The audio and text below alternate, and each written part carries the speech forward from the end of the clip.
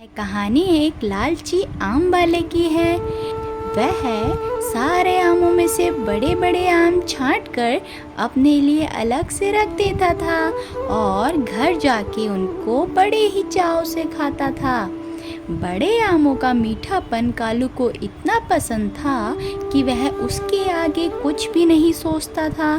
वह अपने लिए कस्टमर्स को भी मना कर देता था आमों के लिए। एक दिन, अरे कालू अंकल, हमें ये आम दे दो, ये बड़े वाले आम देना, ये बड़े अच्छे लग रहे हैं, मीठे मीठे भी लग रहे हैं। अरे नहीं नहीं, ये बड़े आम बिल्कुल मीठे नहीं हैं, तुम चाहे तो एक बार चेक कर लो, नहीं तो मैं तो कह रहा हूँ ये छोटे छोटे आम बहुत ही रसीले हैं। मेरे तो सारे कस्टमर यही आम ले जाते हैं। मेरी बात मानो, ये छोटे आम सही दाम पर मिल रहे हैं, इनको ले जाओ और बड़े चाव से खाओ। अच्छा कालू अंकल, अगर आप बोल रहे हो तो ये मीठे ही होंगे। हाँ हाँ, तुम दोबारा आओगे मेरे पास इन आमों को लेने के लिए। और वह आम लेके चला जाता है। उसके बाद एक आंटी आती है, सोनी आंटी होता है उनका नाम। वह बहुत ही तेज आंटी होती है, कड़क आंटी होती है। और अरे अरे कालू, 1 किलो आम दो यार, ये बड़े वाले आम देना, बड़े बड़े ताजा आम खाऊंगी आज घर जाके। कितने रुपए किलो है ये? ये तो 200 रुपए किलो है। ये तो मीठे भी नहीं है, तुम मीठे आम खाओ ना, ये छोटे वाले आम ले जाओ ना, बहुत मीठे हैं, खा कर देखना, दोबारा आओगी मेरे पास।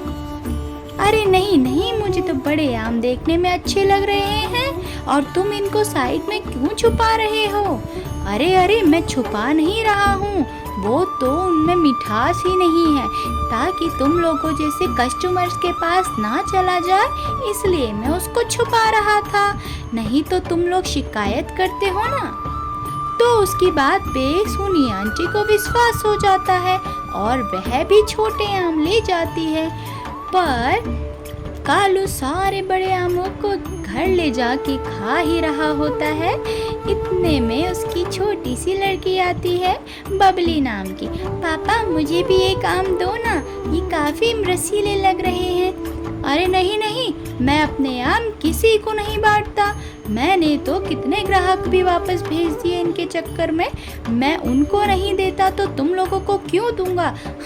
दफा हो जाओ यहाँ से, और जो बाहर पेठी में पड़े हैं छोटे आमों को खाओ, मेरे पास मत आ जाना इन आमों को लेने के लिए। कालू उसे बहुत डांटता है और उसकी आवाज़ सुनते ही टूनी चिड़िया वहाँ आती है। अरे, तुम ऐसे इन आमों के चक्कर में मेरी प्यारी सी बच्ची को क्यों डांट रहे हो? तुम इस आमों के चक्कर में इतनी लालची हो गए हो, तुम्हें अच्छे बुरे का कुछ पता ही नहीं है। एक दिन यही आम तुम्हें ले डूबेंगे, देख लेना। इतना बोल के टूनी चिड़िया वहाँ से चली जाती है अपनी बच्ची को लेके। अब क्या था, अगले दिन कालू फिर से अपनी दुकान लगाता है, फिर से वही चीज कर रहा होता है, बड़े आमों को साइड कर देता है। और इतने में वह ग्राहक आता है जिसे उसने छोटे आम बेचे थे। अरे अरे कालू अंकल, तुमने तो हमें बहुत ही बेवकूफ़ बनाया, ये आम तो बिल्कुल भी काम के नहीं है, इनमें तो कोई स्वाद ही नहीं है, ये तो बिल्कुल रसीले नहीं है। अरे, मैंने तो अच्छे आम दिए थे तुमको, तुमने ही कहीं से बदल लिए होंगे। नहीं नहीं कालू अंकल, ये तुम्हारे ही आम है, मुझे मेरे वापस पैसे दे दो। अब मुझे नहीं चाहिए ये आम, नहीं तो मुझे बड़े वाले आम दे दो। नहीं नहीं, किसी ग्राहक की शिकायत नहीं आई है, तुम तो मेरे पास ऐसे ही आए हो। इतने में इनकी बात चल ही रही होती है, सोनी आंटी फिर दौड़ी दौड़ी आती है। अरे ओ कालू, मेरे को उल्लू बनाया तुमने, मेरे को बड़े आम दो इसके बदले में जल्दी से, यह आम तो बिल्कुल ही बेसुआद है, और या तो मेरे पैसे वापस कर दो या ये आम वापस ले लो। नहीं नहीं, ऐसे ही सबको मैं वापस भेजता रहा पैसे तो मेरा हो ही गया काम, मैं किसी को कोई पैसे वापस नहीं देने वाला।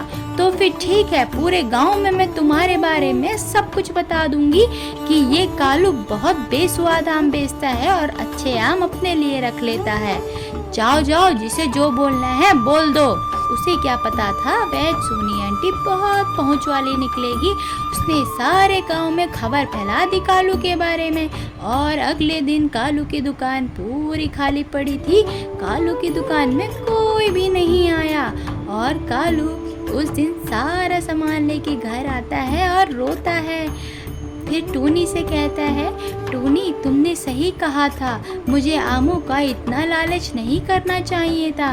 मैंने सबको गंदे आम दिए और सब ने मेरे साथ ऐसा किया। अब मेरे से कोई भी आम खरीदने नहीं आता। मैंने तो आपको पहले ही कहा था लालच बुरी बला होती है। आपने अपने चक्कर में अपने सारे ग्राहकों को खराब कर दिया। इसी के साथ यह कहानी खत्म होती है। इस कहानी से हमें यह सीख मिलती है कि कभी भी किसी भी चीज़ का इतना लालच नहीं करना चाहिए। तो अगली कहानी के साथ फिर मिलते हैं। हमारे साथ बने रहिए और कमेंट में लिखिए अगर आपको कहानी पसंद आई तो। Bye bye.